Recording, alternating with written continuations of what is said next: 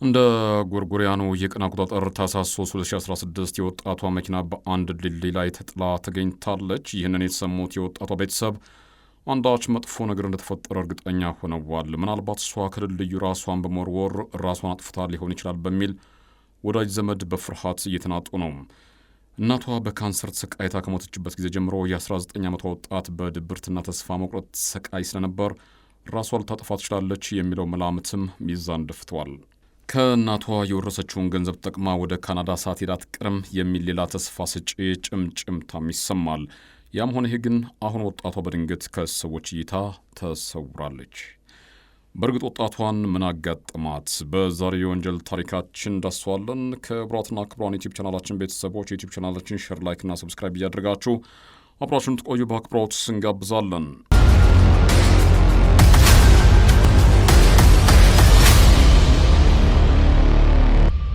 ሁሉም ነገር የሚጀምረው እንደ ጎርጎሪያኑ የቀን አቆጣጠር ታህሳስ 3 2016 አነጋግ ላይ አንድ የታክሲ ሹፌር ቤልማር እየተባለ በሚጠራው ድልድይ ላይ የተጣለች ባለቤት የሌላት መኪና ተመለከትኩ በሚል ወደ 911 ደውለው ሪፖርት ሲያደርግ ነበር።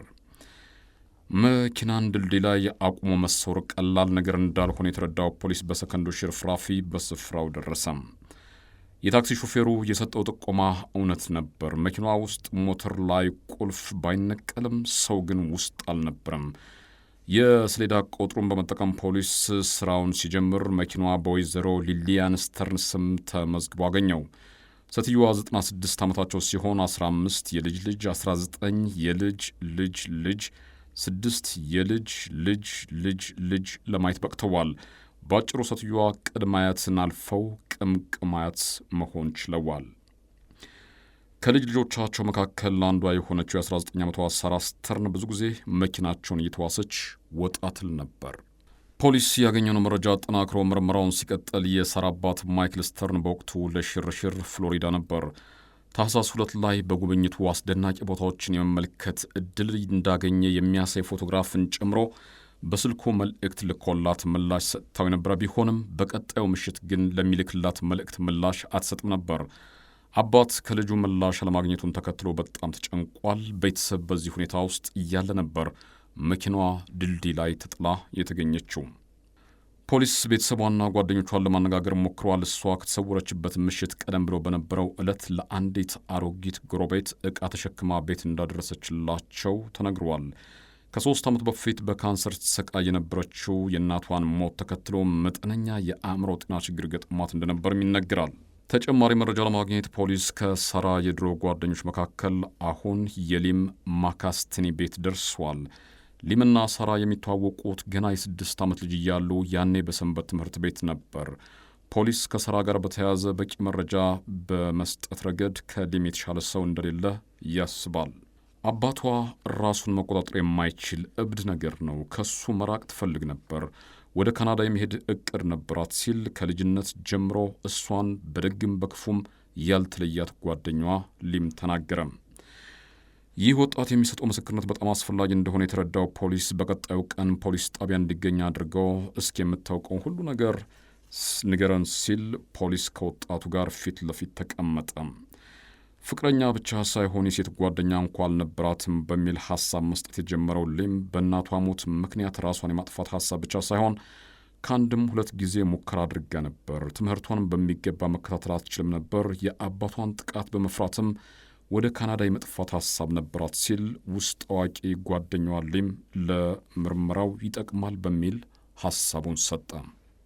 ጓደኛዋ ከሰጠው መረጃ በመነሳት ምናልባት እሷ አባቷ እንዳይከተላት ይሆናል መኪናዋን መሀል ድልድይ ላይ አቁማ የጠፋችው ሲል ፖሊስ መጠራጠር ጀመረ።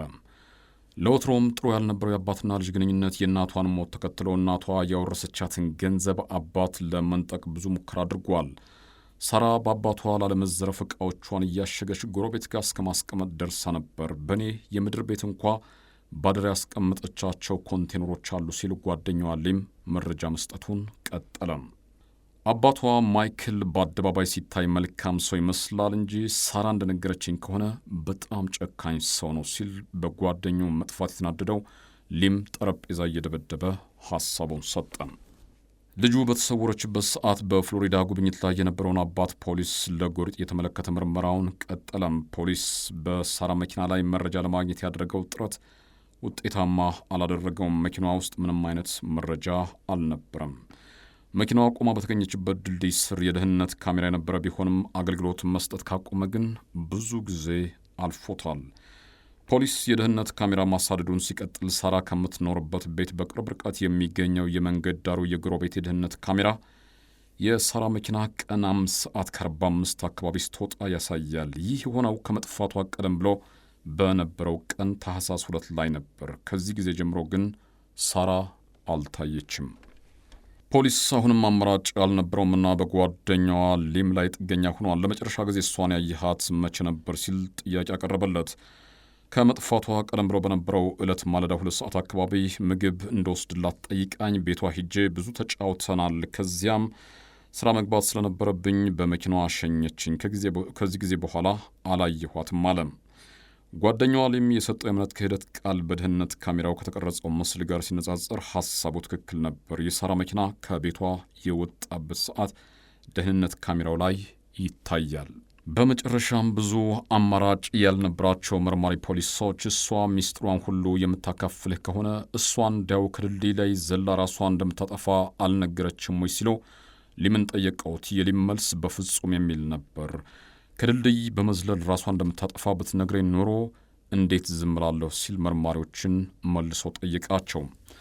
በመስተንግዶ የሚተዳደረው ሚስጥረኛዋና ከልጅነት ጀምሮ ጓደኛ የነበረው ሊም ሳራ በዚያ ዕለት እቅዷ ምን እንደነበረ አልነገረችኝም። እኔም ወደ ስራ ሄድኩ። በዚያ ምሽት ከደንበኞች ያገኘሁት ቲፕ ደግሞ በጣም የተለየና አስደሳች ነበር ሲል ተደመጠ። በመጨረሻ ግን እሱ መርማሪ ፖሊሶችን ሳራ ከድልድዩ ዘላ ራሷን ካጠፋች በዚህ ሰዓት አስከሬኗ ከወንዝ አልፎ ውቅያኖስ ገብቶ ይሆናልና ከፖሊስ ይልቅ ጠላቂ ዋናተኞች የተሻለ ሥራ አይሰሩም ወይ ሲል ጠይቃቸው። ሳራ ምንም የነገረች ነገር የለም ሲል የነበረው ሊም አሁን እሱ የሳራን ዕጣ ፋንታ ያወቀ ይመስላል። ጓደኛ ማቾች ሳራና ሊም ጓደኝነት ከመሠረቱ 13 ዓመታት አልፈዋል። በልጅነቷ በጥበብና በስፖርት ፍቅር የተነደፈችው ሳራ የሃይስኩል ትምህርቷን እንዳጠናቀቀች የጥበብና የቲቪ ፕሮዳክሽን ሙያን ምርጫዋ አድርጋ ነበር። እሷ ከሊምና ወንድሙ ሸምስ ጋር የተዋወቀችው የ6 ዓመት ታዳጊ በነበሩበት ወቅት ነው። ሦስቱ ጓደኝነታቸው ቀጥሎ ስኳድ የተባለ ቡድን መስርተው እያንዳንዱን ነገር አብረው ይሰሩ ነበር። ሃይስኩል በነበሩበት ወቅት ሊም ሳራን በፌስቡክ ገጹ ቤተሰብ በሚለው ክፍል ነበር እሷን ያስቀመጠው። ድርጊቱ ሳራ ለሱ ምን ያህል ቅርብ እንደነበረች ያሳያል። እውነተኛ ጓደኝነት በአስቸጋሪ ሰዓት አይፈተንም። ሳራ እናቷ ካንሰር ከተገኘባት ጊዜ ጀምሮ በማስታመም ከሷ አልተለየም። ውስጥ አዋቂው ሊም ሳራ ከእናቷ ምን ያህል ገንዘብ በውርስ እንዳገኘች ያውቃል። ሳራ ከመሰወሯ ቀደም ብሎ በነበረው ቀን ታህሳስ 2 ባንክ ገንዘብ ለማውጣት በሄደችበት ሰዓት ከሳራ የማይለየው ሊም አብሯት ባንክ ድረስ ሄዶ ገንዘቡን ይዛ እስክትመለስ መኪና ውስጥ እየጠበቃት እንደቆየ ቢናገርም ገንዘቡን ለምን ማውጣት ፈለገች ተብሎ ሲጠየቅ እንደማያውቅ ተናገረም። ከእናቷ የወረሰችው ተጨማሪ ገንዘብም ቤት አስቀምጣ እንደነበርም ሊም ያክላል። ይህንን ገንዘብ ደግሞ አባቷ እንዳያገኘው ደብቀው ነበር ይላል። የገንዘቡ መጠን $100,000 አካባቢ ሊሆን እንደሚችል ነግራኝ ነበር የሚለው ሊም ለረዥም ጊዜ በእናቷ ካዝና ውስጥ የነበረው ይህ ገንዘብ ግን ጉዳት ደርሶበት እንደነበር ነግራኛለች ሲልም ይጨምራል። ምናልባት እሷ በተሰወረችበት ዕለት ገንዘብ ለማውጣት ወደ ባንክ መሄዷ ቀድሞውንም ጠፍታ ወደ ካናዳ የመሸሽ ፍላጎት ስለነበራት ገንዘቧን ሰብስባ ካናዳ ገብታ ሊሆን ይችላል የሚለው ፖሊስ ይህንን ሐሳብ እውነት ነው ብሎ እንዳይቀበለው ግን አንድ አጠራጣሪ ነገር ገጥሞታል። ጓደኛዋ ሊም እንደተናገረው ሳራ ከአባቷ ጥቃት ለማምለጥ ወደ ካናዳ ሄደች ቢባል እንኳ እንዴት እሷ የምትወደውን ውሻዋን ቤት ቆልፋበት ትጠፋለች? አሁን መርማሪ ፖሊሶች ጓደኛዋ ሊምን ቢጠራጠሩትም ቤተሰቦቹ ጠበቃ መቅጠራቸውን ተከትለው በቀጥታ እሱን ማናገር የማይቻል ሆኖባቸዋል። በጎ ፈቃደኞችን ጨምሮ ለሳምንታት መኪናዋ ተጥሎ ከተገኘበት ድልድይ ስር አስክሬን ሲፈልግ የሰነበተው ፖሊስ በመጨረሻ የአስክሬን ፍለጋው ዋጋ እንደሌለው ሲረዳ ፍለጋው እንዲቋረጥ አደረገ። አሁን ሳራ ከምድረ ገጽ የጠፋች ይመስላል። እሷ ልትገኝ ትችላለች የሚለው ተስፋም ሙሉ በሙሉ በሚባል ደረጃ ተሟጧል። ነገሩ በዚህ ሁኔታ ላይ እያለ ግን በፊልም ሙያ ተሰማርቶ የሚገኘው የሳራና ሊም ጓደኛ አንቶኒ ኬሪ ምስጋና የደረሰውና በርካቶች በጉዳዩ ላይ እንደገና ተስፋ እንዲያደርጉ በሩን ከፈተ።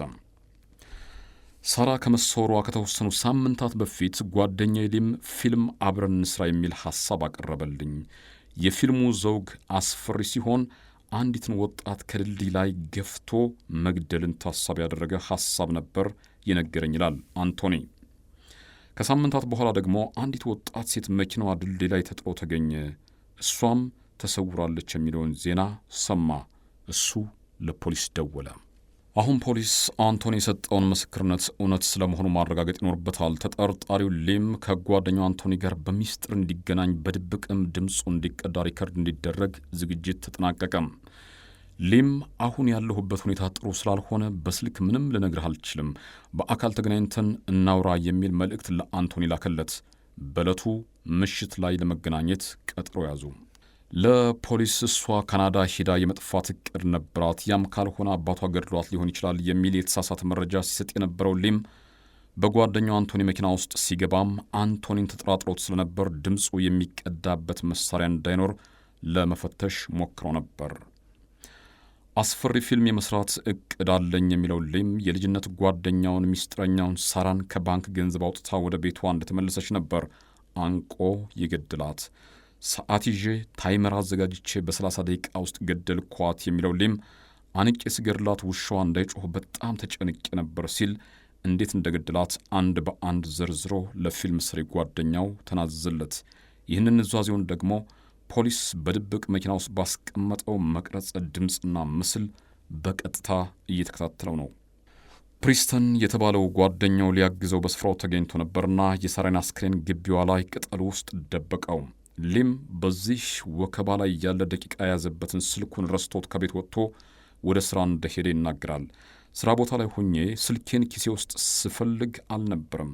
መጀመሪያ አካባቢ በሳራ ቤት ስልኬን ትቼ መውጣቴ ቢያስጨንቀኝም የኋላ ኋላ ስልኬ ቤቷ ውስጥ እንኳ ቢገኝ ሊፈልጋት መጥቶ ረስቶት ሄዶ ነው መባሉ ስለማይቀር ብዙ አላሳስበኝም በማለት መናዘዙን የቀጠለው ሊም እሷ በተሰወረችበት ሰዓት የት ነበርክ ብሎ ፖሊስ ቢጠይቀኝ እንኳ ሥራ ቦታ ነበርኩ ብዬ ለማስተባበል ነበር ሥራ የገባሁት። ከዚያም ምሽት ላይ ከሥራ እንደወጣሁ ለጓደኛ ፕሪስተን በመደወል ወደ ቤቷ ሄድን። አስክሬኗን መኪናዋ ላይ ጫን። በቅርብ ርቀት የደህንነት ካሜራ ስለነበር ጥርጣሬ እንዳይፈጠር ሳራ ከግቢዋ መኪናዋን ይዛ በምትወጣበት መንገድ ነው የወጣ ነው ሲል ተናዘም። በመጨረሻም ከጓደኛው ጋር በመተባበር አስክሬኗን ድልድዩ ላይ በመሆን ወደ ወንዙ በመወርወር መኪናዋን አቁሞ ከአካባቢው መሰወራቸውን ተናገረም። አብሮ አደጉን ሚስጥረኛውን ለምን ገድላት የሚለው ጥያቄ ምላሽ ይፈልጋል። $100,000 አካባቢ ይኖራታል የሚል ግምት የነበረው ሊም እሷ የነበራት ገንዘብ ግን $10,000 አካባቢ ሆኖ እንዳገኘውና አብዛኛው ደግሞ ከጥቅም ውጭ እንደነበር በንዴት ውስጥ ሆኖ ይናገራል። የገደላት ለገንዘብ ብሎ እንደሆነ ያለምንም መወላወል ተናገረም። በእርግጥም በሥራ ቤት ከጥቅም ውጭ የሆኑ የገንዘብ ኖቶች መገኘታቸው ሊም ለጓደኛው አንቶኒ የሚናዘዘው ሁሉ እውነት መሆኑን በደንብ ያሳያል።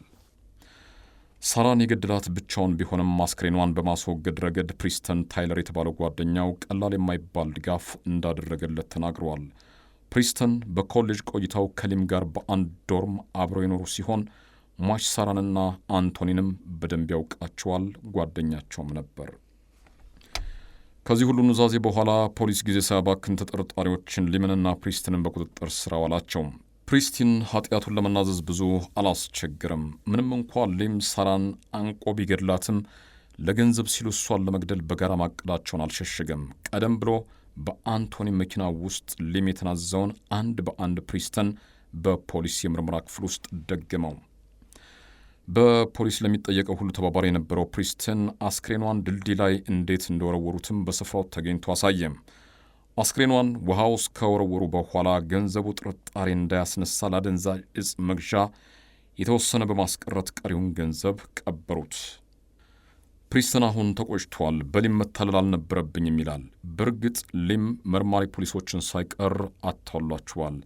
የፊልም ባለሙያው ዜናውን ተመልክቶ ቀደም ብሎ ደግሞ ጓደኛው ሊም አንዲት ሴት ድልድይ ላይ ስትወረወር የሚያሳይ አስፈሪ ፊልም የሚለውን ጉዳይ ባያስታውስና ለፖሊስ ጥርጣሬውን ባያጋራ ኖሮ የሳራ ግድያ መጥፋት በሚል ተደባብሶ ያልፍ ነበር። በጣም በሚያሳዝን ሁኔታ በአስክሬን ፍለጋ ወቅት ሊምና ፕሪስተንም ከተጨነቀው ሕዝብ ጋር አብረው ሲወጡ ሲወርዱ ይታዩ ነበር። ምንም እንኳ ብዙ ጊዜ አስክሬን ባልተገኘበት ሁኔታ ተጠርጣሪን በግድያ ወንጀል ከሶ ማስቀጣት የተለመደ ባይሆንም የተባባሪው ፕሪስተን የእምነት ክህደት ቃልና በቪዲዮና በድምፅ የተደገፈው ሊም ለፊልም ባለሙያ ጓደኛው አንቶኒ የተናዘዘበት ማስረጃ በቂ ሆኖ ተገኝቷል። ለምርመራ ተባባሪ የነበረው ፕሪስተን በተከሰሰባቸው ሁሉም ክሶች ጥፋተኛ ሆኖ በመገኘቱ በ18 ዓመት ጽኑ እስራት እንዲቀጣ ተወሰነ። ፕሪስተን በጣም እንዳዘነና የተጎጂ ቤተሰብ ይቅርታ እንዲያደርጉለት ሲለምን፣ ሊም ግን ምንም አይነት ጸጸት አላሳየም። በተከሰሰበት ሁሉም ክሶች ጥፋተኛ ሆኖ በመገኘቱ በዕድሜ ልክ ጽኑ እስራት እንዲቀጣ ተወሰነ። ከ6 ዓመቷ ጀምሮ የሚያውቃትን ጓደኛውን ሳራን ለገንዘብ ሲል የገደላት ሊም ሰላም